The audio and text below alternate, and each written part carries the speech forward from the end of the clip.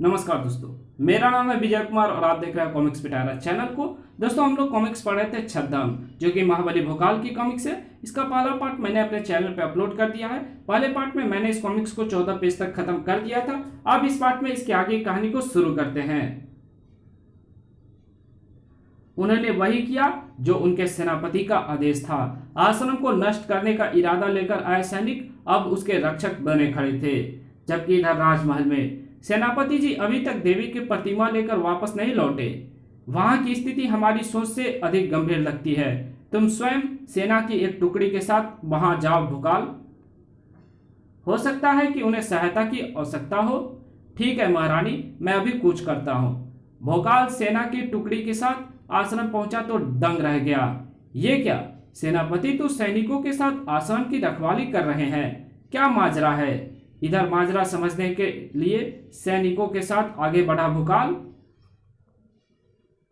इधर पूरी शक्ति से चीखा सेनापति, आक्रमण! सभी स्तब्ध रह गए। सेनापति ने अपने साथियों को हम पर आक्रमण करने का आदेश दे दिया है। क्या हुआ है उन्हें? विकासनगर की एक सेना टुकड़ी दूसरी टुकड़ी को खत्म करने का इरादा लेकर तेजी से आगे बढ़ रही थी और शायद वो अपने उद्देश्य में सफल भी हो जाती अगर अपने पूरी शक्ति से चीखना पड़ता, भोकाल रुक जाओ! किसके आदेश पर तुम एक दूसरे के लहू से धरा को रक्त रंजित करने पर तुले हो? सेना सेनापति के आदेश का पालन करती है भोकाल। इसलिए इन्हें मैंने सेनापति परवीन सिंह ने आदेश दिया है कि इस आश्रम की तरफ जो भी निगाहें उठे उसे फोड़ डालो। हतप्रभ भोकाल चीख उठा।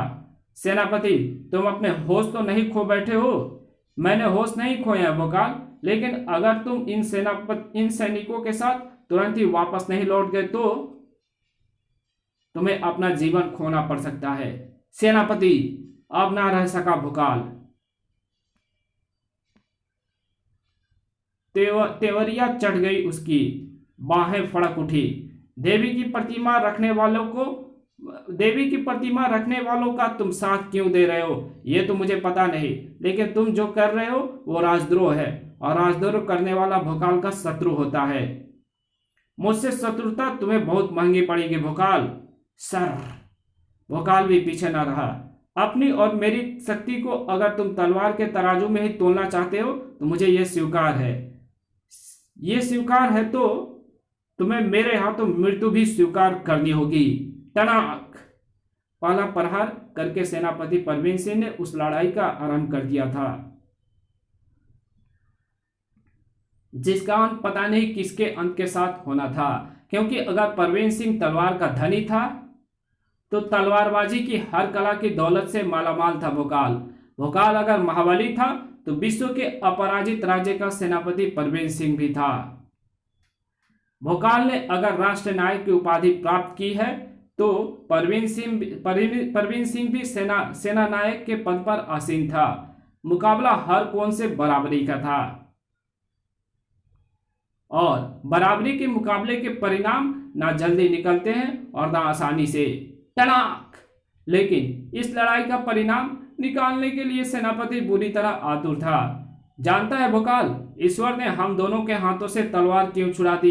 क्योंकि वो चाहता है कि मैं तुम्हें तलवार से नहीं, सप्तबाण विद्या का संधान करके बाणों से मारूं।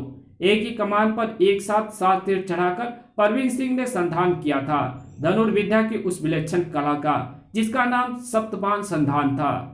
धनुर्विद्या की एक घातक कला, सप्तबाण संधान, जिसका एक ही तोड़ था, सिर्फ सप्तबाण संधान के बारे में विस्तार से जानने के लिए पढ़े लक्ष्य कॉमिक्स। ओह, मैं तो भूल ही गया था कि अपनी पत्नी की वजह से तू भी सप्तबाण संधान विधि जानता है। लेकिन ये बात मैं ताल ठोक कर कह सकता हूं कि अब मैं धनुर्विद्या की जिस कला का प्रदर्शन करने जा रहा हूं उसे विश्व में सिर्फ और सिर्फ मैं जानता हूं, और उस कला का नाम है 14 बाण संधान विधि। धनुर्विद्या की सबसे घातक, विलक्षण और अचूक कला, जिसके वार को ना कोई तोड़ सकता है और ना ही कोई बचाव उसका कर सकता है।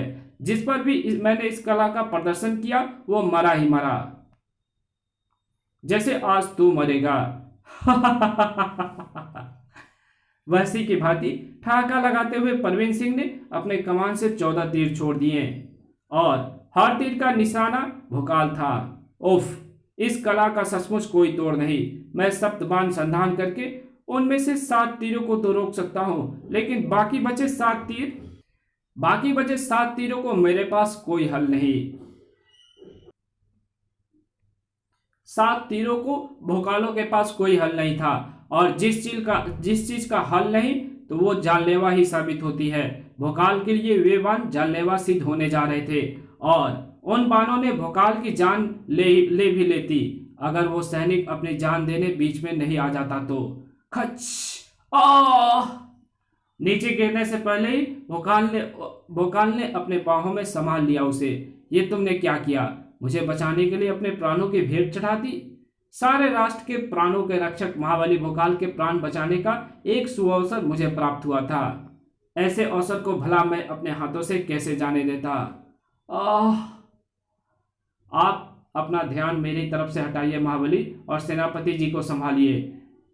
वे आपको मारने के लिए एक बार फिर 14 बाणों का संधान करने जा रहे हैं। अब परवीन सिंह 14 बाणों का संधान करे या 100 बाणों का, लेकिन अब वो भोकाल के प्रकोप से नहीं बच सकता। कड़ाक धाड़! क्योंकि अगर ऐसा हो गया तो व्यर्थ हो जाएगा एक बलिदानी का बलिदान।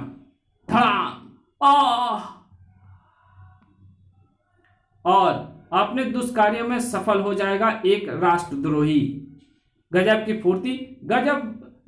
की फुर्ती, जबरदस्त मारक क्षमता और भीष्म क्रोध भरा हुआ था भोकाल के उन वारों में, जिनसे परवीन सिंह ना संभल पाया और ना उसे सह पाया।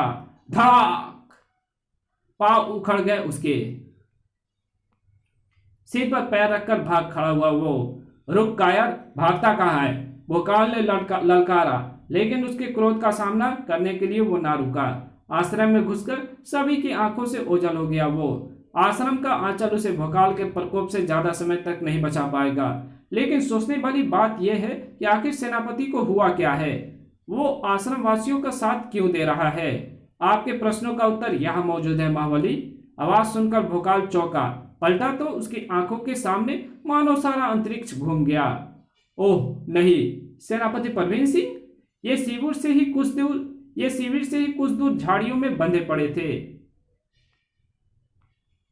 उप सेनापति की भी दशा सेनापति जैसी है, दोनों अचेत है। इन्हें होश में लाओ। क्या रहस्य है ये? शायद इनके होश में आने के बाद इसका कुछ पता चल सके। सेनापति के होश में आने के बाद रहस्य और भी गहरा हो गया। उप सेनापति रणबीर सिंह मेरे पास आए थे। मैं पूरी तरह असावधान था। उसी का लाभ उठाकर वे मुझे अचेत करने में सफल हो गए। लेकिन उन्होंने मुझे अचेत क्यों किया? भोकाल ने बताया तो सहम रह गया परवीन सिंह। ये क्या कह रहे हैं महाबली? मैं आश्रम की सुरक्षा कर रहा था, पर मैं तो अचेत पड़ा था।